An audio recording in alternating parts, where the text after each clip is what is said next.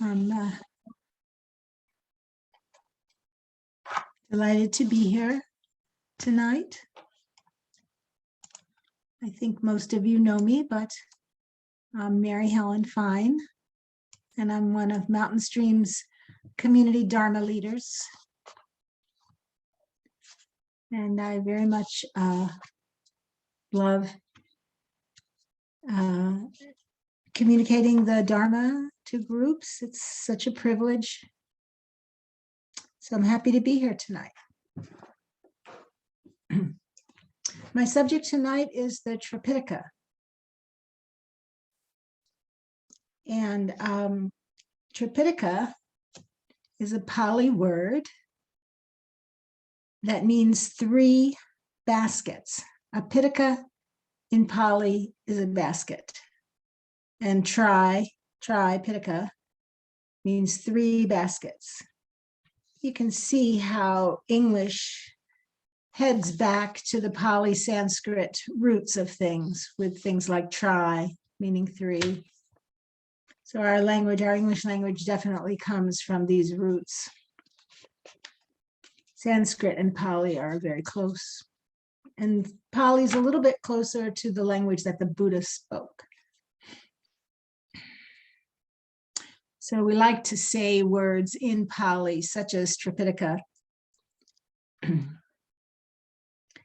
I like to say words in Pali because sometimes the translations of words are might not be as close to the feeling and meaning that you get when you go right to the Pali and you learn what that original meaning was.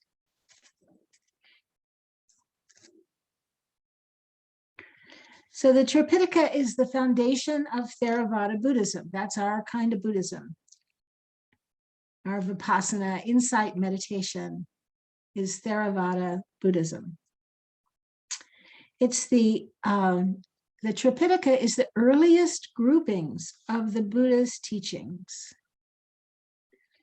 In general,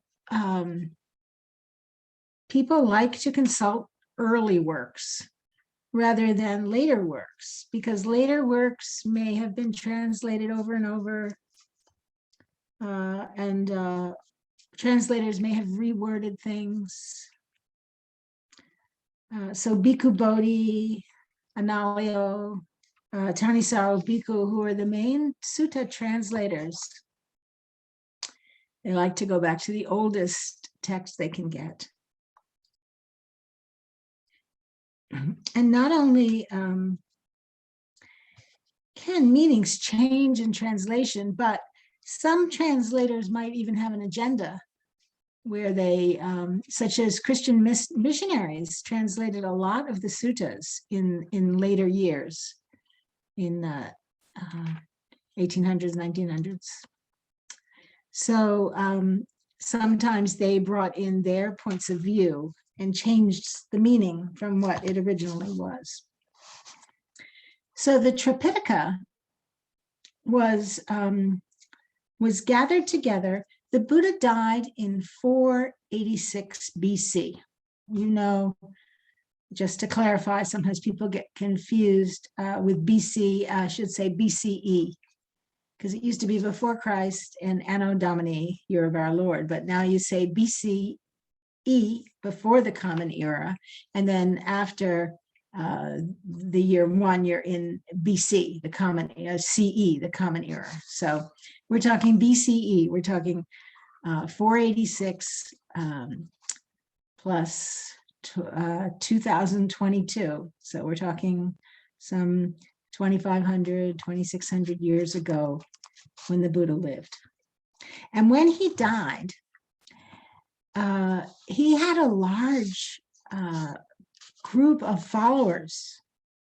And history says that 500 enlightened monks, but we can just go with 500 monks if it feels more realistic, came together to discuss how the master's teachings could be preserved.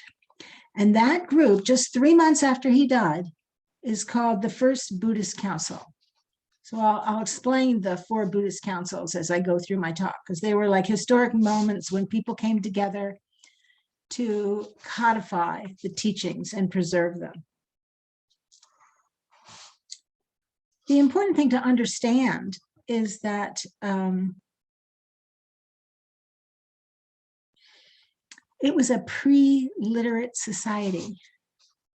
People didn't read, people didn't write. So things were not written down. And in all pre-literate societies, things were passed down by memory in this oral tradition. The Buddha's cousin and disciple and attendant, Ananda, someone who was very close to the Buddha, was said to have a very prodigious memory. He was said to be able to recite one of the Buddha's talks word for word after hearing it only once. So at this first Buddhist council, just 3 months after the Buddha died, a lot of it was devoted to Ananda, and he recited, he awakened during that council, and he recited 1,000 suttas, and everyone had great confidence. You know, it's hard to believe that he could do that, but I think we have to put ourselves in a different frame and understand a pre-literate society. Some people do have prodigious memories, and those people who have those memories in a pre-literate society become very important. They are the library. They're holding the whole culture for everyone.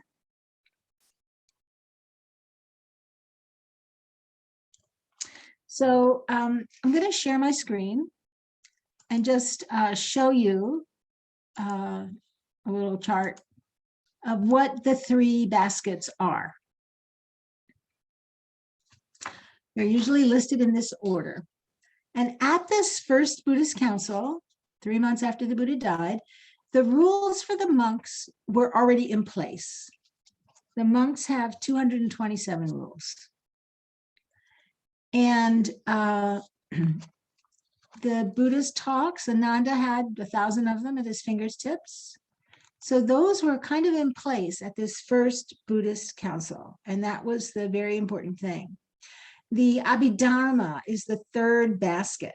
So the Vinaya is the first basket. The Vinaya is the rules for the monks. The Sutta Pitaka is the Buddhist talks. And the Abhidharma is the 3rd basket. And this came later. This came at the 3rd Buddhist council, and I'll get to that. I'm going to talk a little bit about each one of these.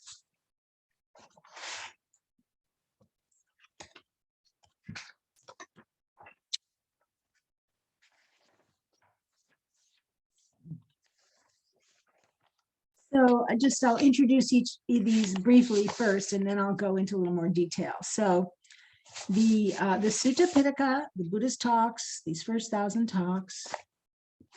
The Abhidhamma is called the higher knowledge basket, and it is commentary, philosophy, psychology, lists. These are later writing, songs, poetry, focused on the Buddhist teachings, arising out of the suttas, with commentary and explanation. And then the Vinaya, the rules for the monks, that was completely in place before the Buddha died. And it has all the rules for the Buddhist monks and the Buddhist nuns. So I'd like to just digress a little bit and talk about how the role of the nuns in Buddhism, because it's interesting how it happens, very interesting to me. And as women, and as in our age of diversity and equality and inclusion, it becomes especially interesting, doesn't it, what the history is here. So when the Buddha was born, his mother died 1 week. She was very healthy. She had a wonderful pregnancy. She was on her way back to see her family. And when something happened and she died, and maybe it was because of the giving birth, it's not clear. but she died a week after he was born. And the Buddha's father was the king. And so he was a prince and she was a queen. And in royal traditions, even as recently as Henry VIII, he worshipped his older brother Arthur, Henry VIII, Henry VIII. He worshipped his older brother Arthur, and Arthur was engaged to marry Catherine of Aragon, daughter of Ferdinand and Isabella. And Arthur died. And Henry loved his brother so much, and he loved Catherine, and he was thrilled that he got to marry Catherine. It turned out differently later, but he never did chop her head off. That's how much he loved her. So that says something. So similarly, here we are at the time of the Buddha. His mother dies, and his father, the king, marries her sister. And so within 1 week, he had a new mother. Her name was Mahapajapati. She was his aunt, and she was his stepmother. So here we are years later, and the king dies, and the Buddha has already gone out. He's already become a teacher. He's a well-known wise man with many monks following him. So when the king died, Mahapajapati went to the Buddha, and all of the royal women from the palace went with her, and they asked permission to become nuns. And the Buddha said, "Do not ask so."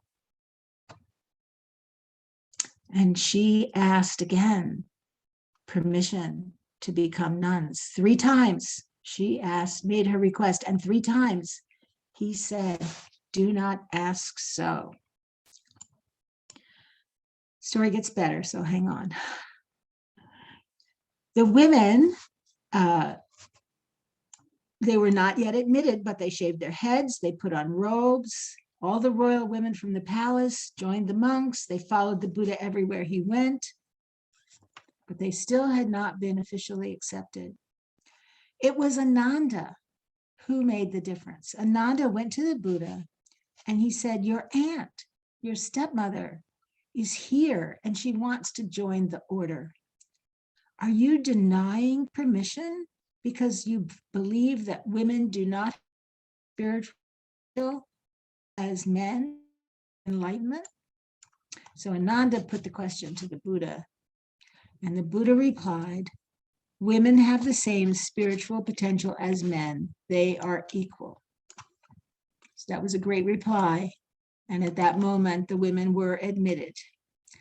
And this was the first religion, first of the world's religions to ever grant women equal status with men. So I'm proud of that. The Buddha's hesitation to admit women is generally attributed to a desire to protect women. Because, there were no monasteries. The monks who followed the Buddha were wandering mendicants. So this meant that the women would have to wander around on the roads and on the paths and in the woods. They'd have no safe home. They'd have to sleep in caves when they could find them. And there were no teachers. The monks were forbidden from having much to do with women. So there were no teachers who could teach the women. All the monks had teachers, and they were educated and trained. So the Buddha was very concerned about their safety and their being taught. But at that point, some monks were appointed to teach the women, and their education did start. So that's kind of the story of the slow acceptance of nuns by the Buddha. I just thought that's interesting, and you might like to know.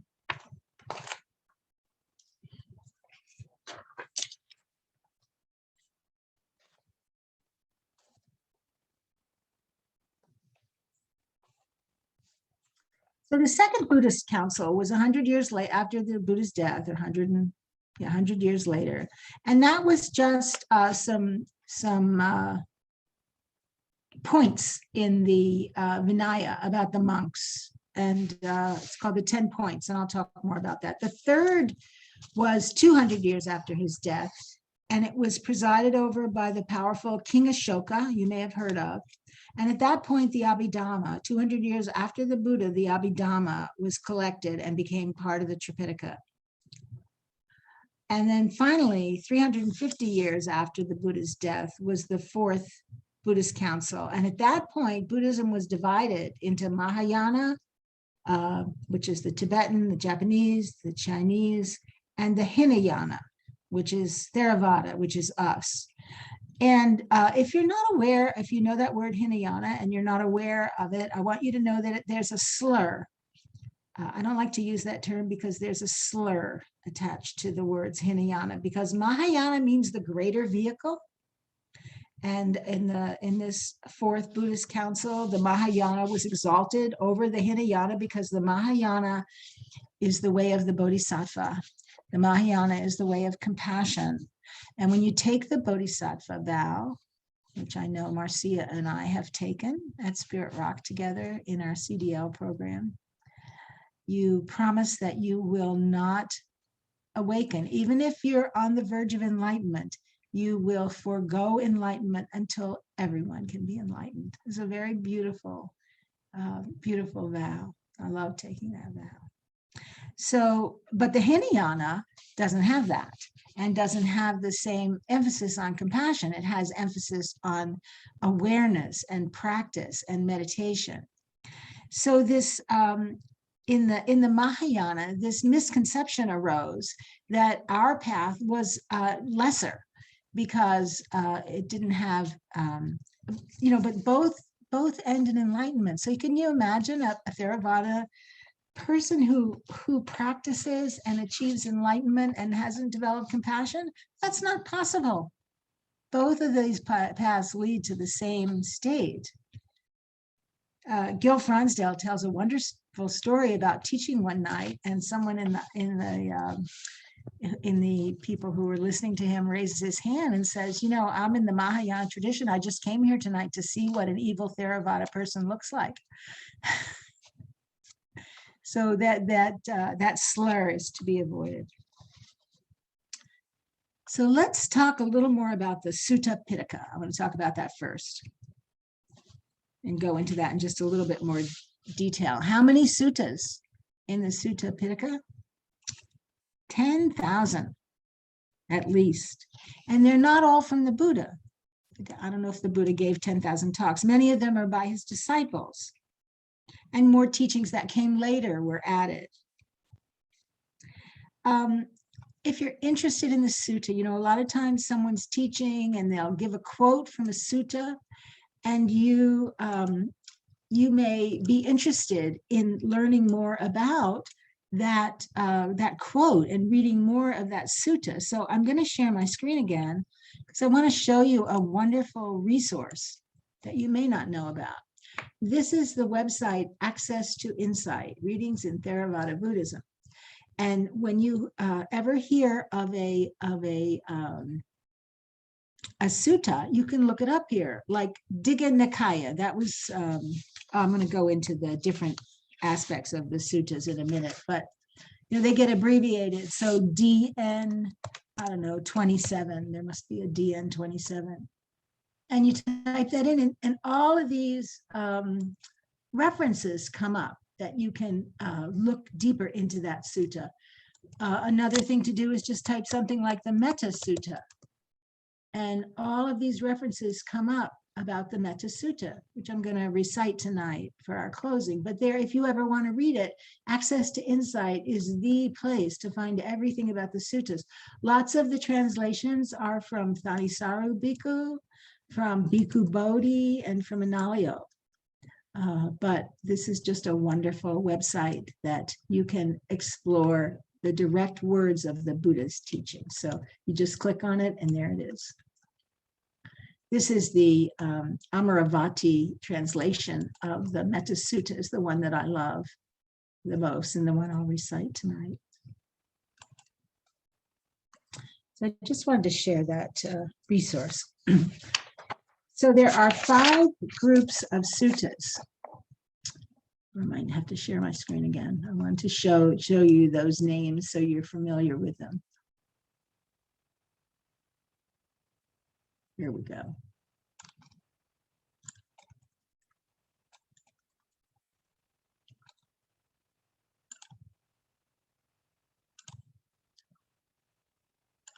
Okay, so these are the 5 groups of suttas.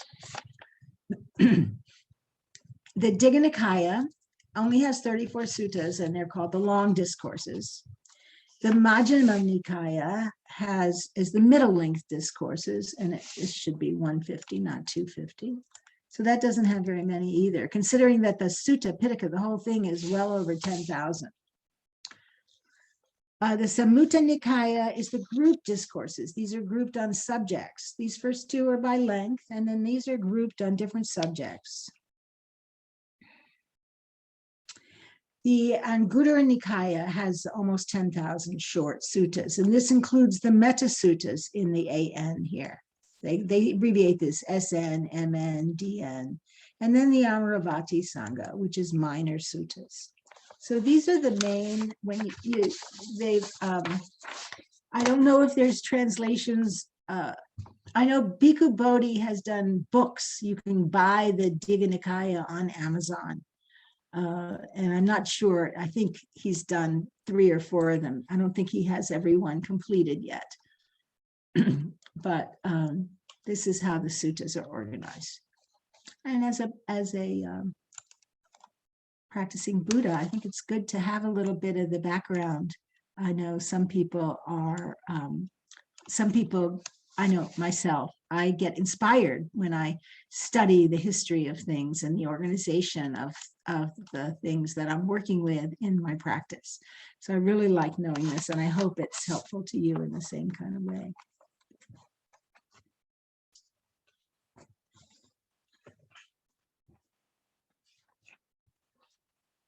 So that's kind of the Sutta Pitaka, the absolute words of the Buddha as best remembered. They got written down not until about 500 years after the Buddha. So they had a long time in oral tradition, but the rules, people tried to be very strict. So we have some confidence that we have something close to the words of the Buddha. I think historians agree that we do. And some people wonder, historians also agree that the Buddha was an actual person who lived at that actual time and was a prince. So you may wonder, is the Buddha a mythological person? No, he is an historical person. So now let's switch and talk a little bit about the Abhidhamma. I have not as much to say about that because I don't know as much about it. But the Abhidhamma is commentary on the suttas, and it's all about the psychology of Buddhism and the philosophy. So it gets very complicated. It's written by a lot of different people, long time after the Buddha's death, most of it. It was compiled by the Third Council, which is, already 200 years after his death. They started it and things got added. It's kind of a systems theory of Buddhism. So it describes the nature of Buddhism, the origin and interaction of all psychological and material phenomenon, including human consciousness. How does everything fit together? There are lots of lists and charts. When I gave my talk on mindfulness of the mind not too long ago, I think I showed you, and I know in other talks I have shown the list of the 52 mind states that's from the Abhidhamma. And it includes so many interesting states, greed, aversion. The Brahma Viharas are all mind states, equanimity, compassion, metta, jealousy, envy. The hindrances are mind states. And it also has a list of all the different causes of suffering. Getting what you want, not getting what you don't want, not getting what you want, sickness, death. So it has a lot of interesting lists. So the Abhidhamma you can think of as a map of mental states. Whereas mostly in our practice, we emphasize the practice above all else, but the Abhidhamma sets forth the original reasons why we're doing these practices. How do these practices work? And to see the phenomena and mind as the Buddha saw them. And then the last part of the Tripitaka that I'd like to just talk a little bit about is the Vinaya. I'm not doing them in order, but I just think the Vinaya is really an interesting one because as lay practitioners, we don't get to see much of it, but it has, the Vinaya has 227 rules for the monks, and I think more for the women, 235 or something. So let me share again another little chart I made to help you see the big picture. Come on. All right. Here we are.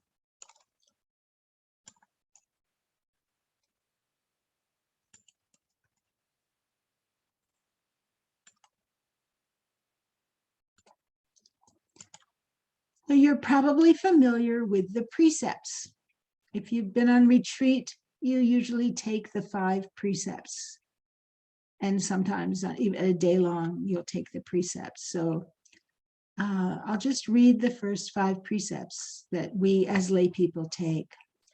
And I'll add, I undertake the training. It's good to add, I undertake the training, because we're not going to succeed at this right away. We're going to make mistakes. So we're training. I undertake the training to refrain from taking life. I undertake the training to refrain from taking what is not freely given. I undertake the training to refrain from the misuse of the senses and sexuality. I undertake the training to refrain from wrong speech, and I undertake the training to refrain from intoxicants that cloud the mind. But the monks have 10 points, and that second Buddhist conference was to clarify these 10 points. So here are the next 5 for the monks. So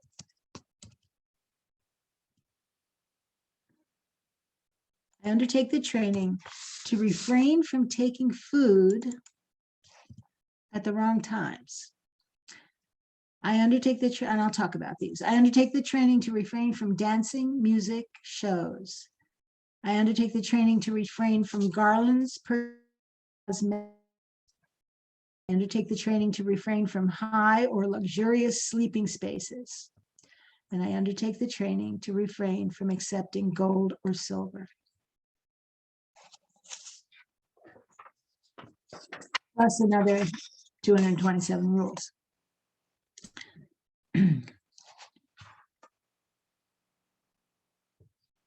So this taking food at the wrong time, monks have to eat all solid food before, and nuns before noontime, which means that as a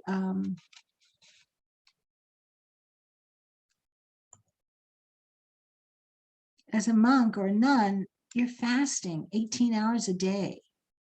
So this is something that can, you probably all fasted, that you get a certain kind of energy when you're fasting. So monks and nuns live with that energy as their daily lack of bread, so to speak. I undertake the precept to refrain from dancing, singing, music. And today that would be TV and shows and anything, movies, anything like that. So this is to, entertainment. We're not going to entertain ourselves. We're going to stay in the present moment rather than go to some make-believe world. Imagine monks don't read novels. That wasn't mentioned, but. And then the next one.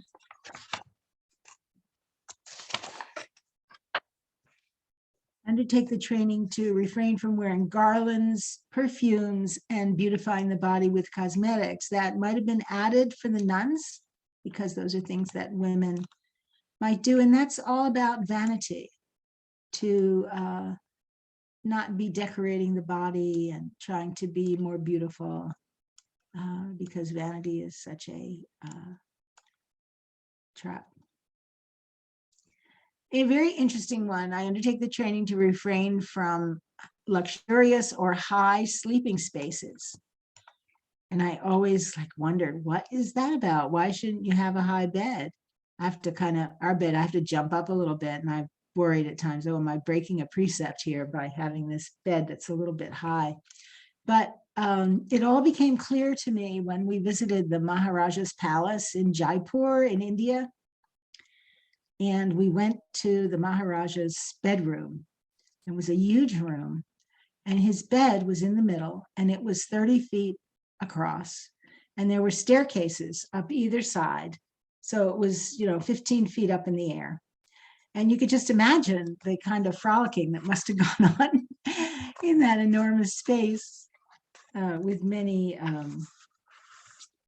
with a lot of sexuality happening there. And finally, I undertake the precept to refrain from accepting gold and silver. Monks are not supposed to use money. That's what that means. So, and then going back to the first 5 precepts that we work with as well, starting with non-harming, the monks interpret these more strictly than we might. A monk cannot cut down a tree. Monks can't have gardens because they can't cut down the plants, because they're living things. I remember when I went on my very first retreat to the Bhavana Society in West Virginia with Bhante Gunaratana and Bhante Rahula. And Bhante Rahula was walking me to my kuti to show me where I would be sleeping in my little cabin in the woods. And as we were walking down the path to the cabin, he said, "Don't step on those mushrooms." And that was kind of my first exposure to very strict rules of non-harming living things. So I didn't step on the mushrooms. Monks don't plow the land because there are animals that can get killed. Some monks strain the water they drink in case there are small creatures. They create a very friendly ecological environment with all of these rules of non-harming. Looking at the second one, not taking what is not freely given, a monk never begs. We call it begging, but really what it is just laying back. It's not begging. The monks don't ask. They just wait and see what is offered. Everything is freely given by the community. In Asia, the temple, the village temple where the monks live, has this symbiotic relationship with the community, where the monks feed the souls and the spirit and counsel the villagers, and the villagers feed the bodies of the monk and take care of them physically. So this idea of offering, if you've ever, at the Bhavana Society, we made, I worked in the kitchen sometimes, and we would put all the food on a table, and then everyone would come in and stand in a circle around the table, and we would put our hands under the edge of the table, and you've probably seen this done, and just make a motion like we were lifting the table, offering it to the monks. And that symbol of the offering, they wouldn't be able to eat until it was freely offered, with that gesture.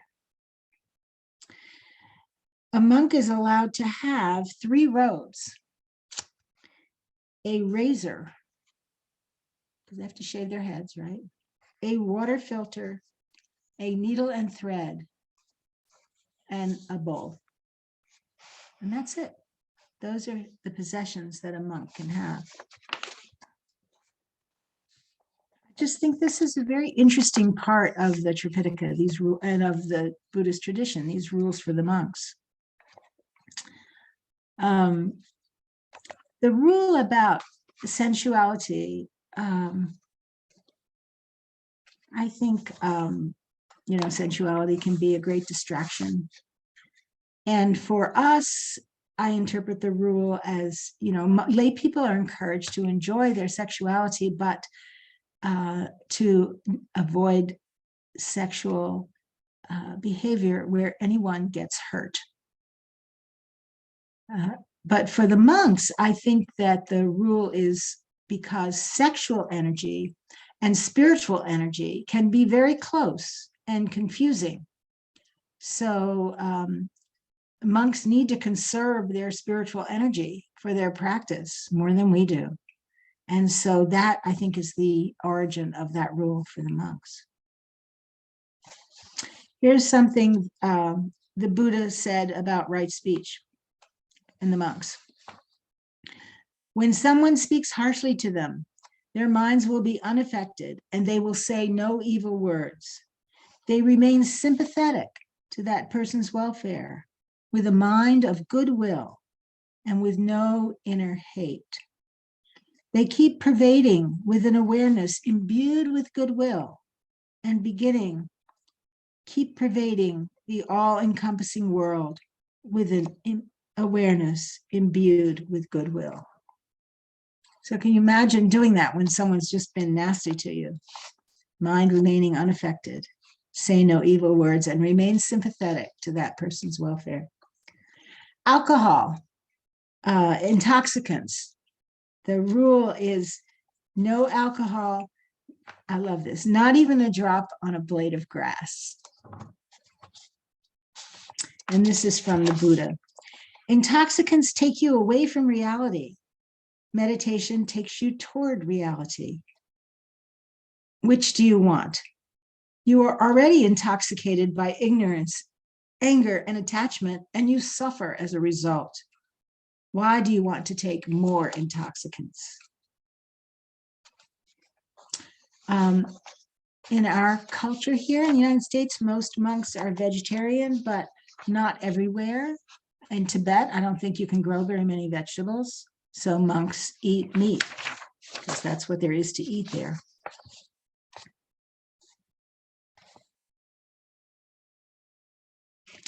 The shaved head is another example of discouraging vanity. And then just a little bit about robes. When someone becomes a monk, we call it taking robes.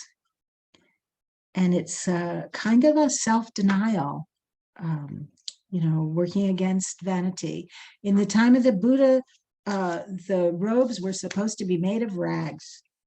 If they were torn or burnt, that was so much the better. Today, there are societies that collect simple cloth and dye them the right colors and provide them to the monks. So Theravada monks wear saffron robes. It's kind of a yellow-orange saffron color. But Tibetan monks wear red or yellow robes, different colors. Sometimes the shoulder is bare, so if it's hot out. The monks are made, the robes, and I haven't seen this, I just read about it, so I'm interested to see a monk. The robes supposedly are made from strips of cloth in a pattern called the rice paddy pattern. And there are wide strips that represent the rice paddy, and then narrow strips between, which represent the paths in between the rice paddies. I thought that was interesting. A lot of the rules, the 227 rules, are designed to help the monks to work with their preference.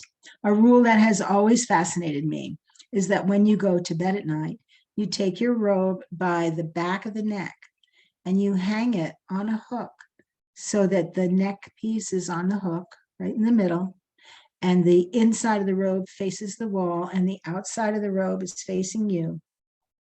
And that's the way you hang up your robe.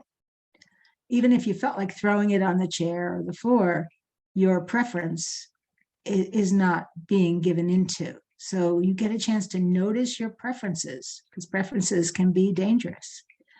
And for me, I think it would also be a chance to notice my rebelliousness. Like, I'm not going to hang my robe up. Nobody tells me how to hang up my robe. Those kind of voices come up. So working with rebellion, working with preferences. Remember, these rules are from 2,600 years ago, and we don't understand all of them. So here's a couple that I think are really interesting. Do not teach the Dharma to anyone who is wearing sandals. So if any of you are wearing sandals, I've just broken a rule. Or don't learn the Dharma from anyone wearing sandals. And I'm often wearing sandals, so you might want to watch out for me. Do not accept a floor carpet, for more than half of it is made with black sheep wool. So we just don't understand that. Do not wash more than twice a month. We don't follow that one. So that's the Tripitaka, and I just thought it would be interesting for you guys to get a little more familiar with them. And we have a little bit of time, maybe 5 minutes or so, questions. I gave a long talk, I think. So if anybody has a question, please unmute yourself and ask away.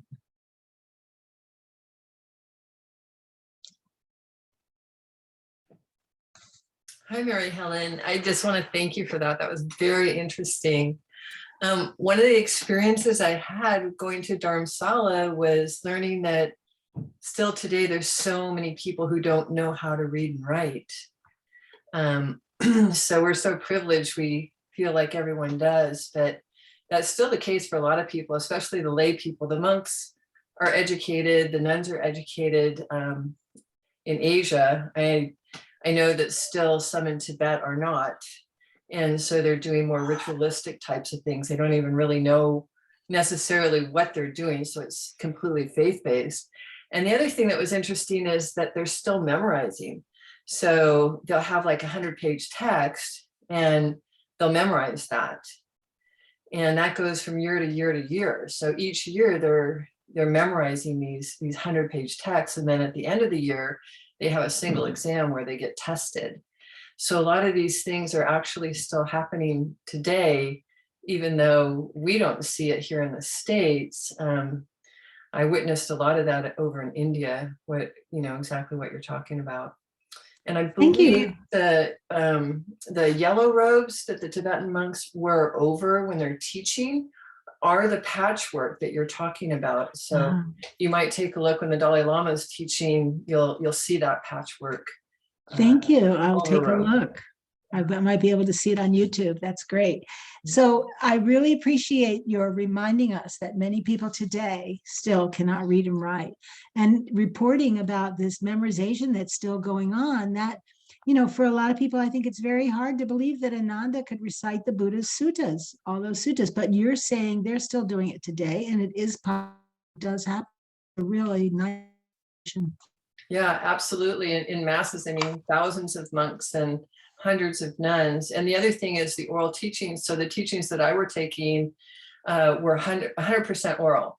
And I kept waiting for them to whip out a whiteboard or some visual, but it just never happened. So the tradition is still 100% oral.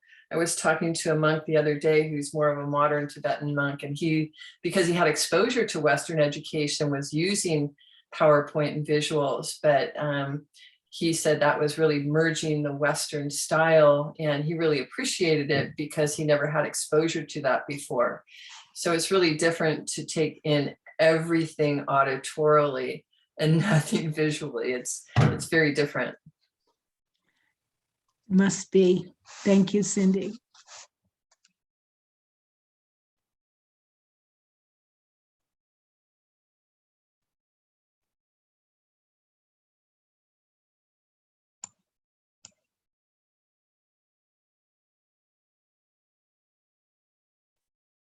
Gwen. Hi. Hi. Helen. I was thinking, I'm so glad that we're not trying to follow all those rules. Yeah. Well, for example, the one, not have a carpet more than half of black wool, or, something that we don't understand, but some traditions really go by following the rules. and I'm just really rebellious against that. I just want to know why and see that it makes sense to me. And so I'm just really, it's interesting to hear all those rules, but I'm just so glad that we're not trying to aspire to that.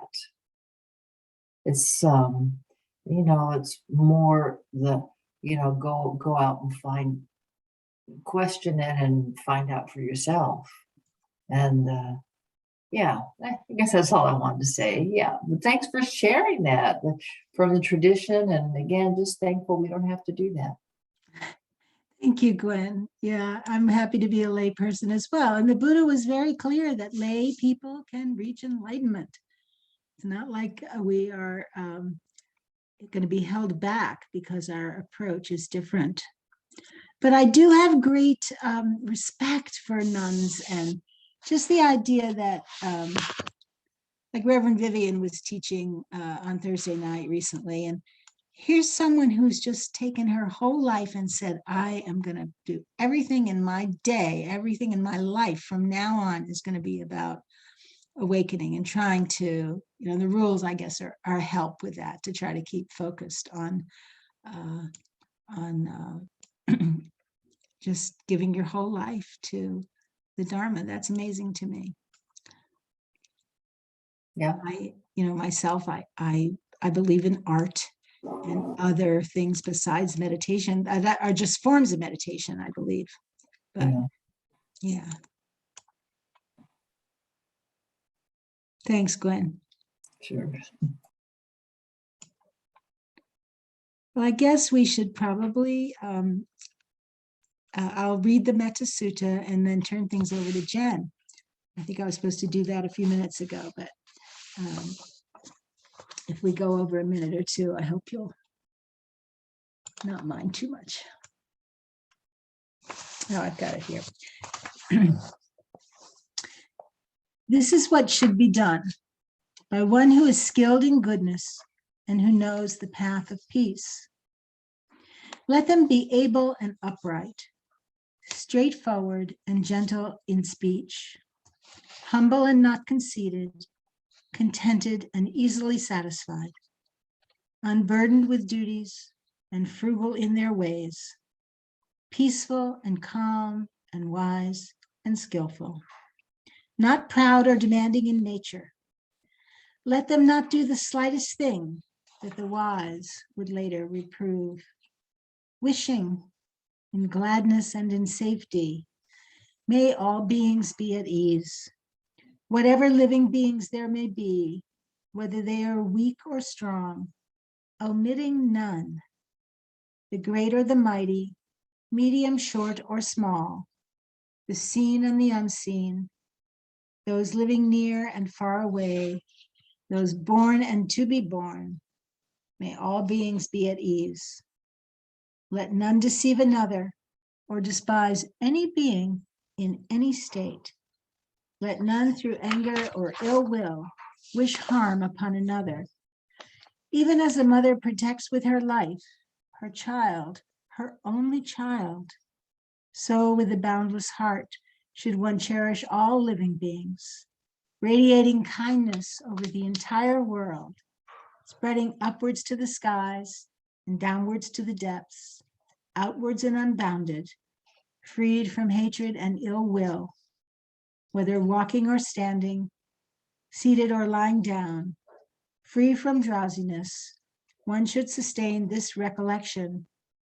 This is said to be the sublime abiding. By not holding to fixed views, the pure-hearted one, having clarity of vision, being freed from all sense desires, is not born again into this world.